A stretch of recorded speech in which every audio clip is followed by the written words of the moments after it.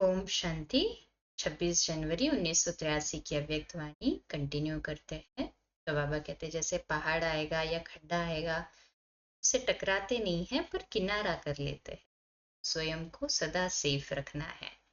जब एक टक्कर नहीं खाएगा तो दूसरा भी स्वयं बच जाएगा। किनारा करो अर्थात अपने को सेफ रखो और वायुमंडल को सेफ रखो। काम से किनारा नहीं करना, अपनी सेफ्टी की शक्ति से दूसरे को भी सेफ करना, ये है किनारा करना। ऐसी शक्ति तो आ गई है ना। साकार रूप में फॉलो करने के हिसाब से सबको मधुबन ही दिखाई देता है, क्योंकि ऊंचा स्थान है। मधुबन वाले तो सदा झूले में झूलते रहते। यहाँ तो सब झूले। स्थूल प्राप्ति भी बहुत है तो सूक्ष्म प्राप्ति भी बहुत। सदा झूले में होंगे तो कब भूले नहीं होंगे। प्राप्ति के झूले से उतरते हैं तो भूले अपनी भी दूसरे को भी दिखाई देंगी। झूले में बैठने से धरती को छोड़ना पड़ता है। तो मधुबन वाले तो सर्व प्राप्ति के झूले में सदा झूलते रहते।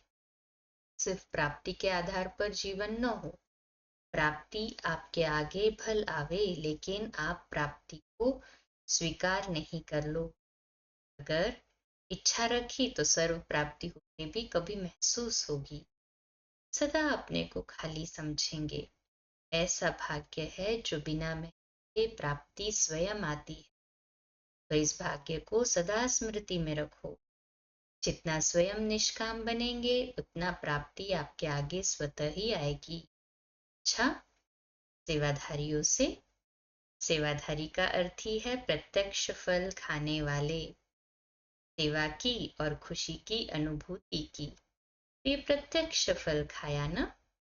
सेवाधारी बनना ये तो बड़े से बड़े भाग्य की निशानी।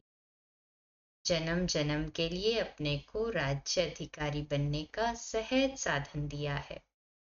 इसलिए सेवा करना अर्थात भाग्य का सितारा चमकना। तो ऐसे समझते हुए सेवा कर रहे हो ना।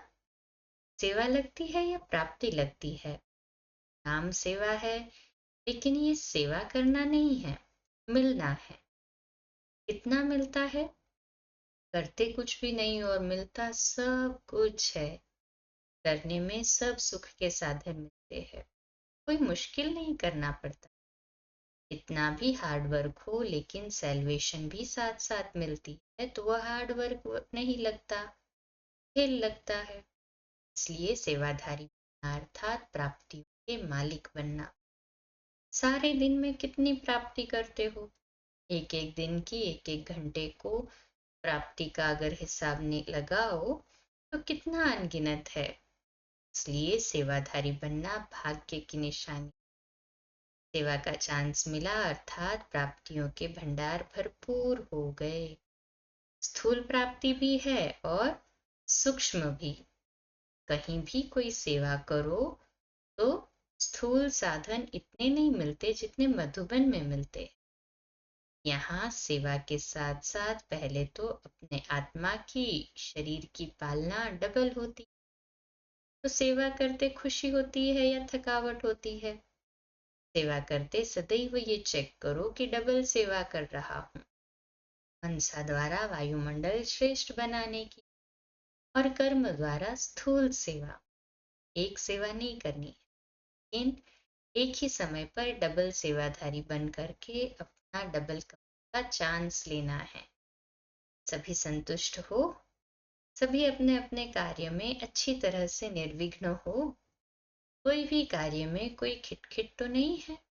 कभी आपस में खिटखिट तो नहीं होती।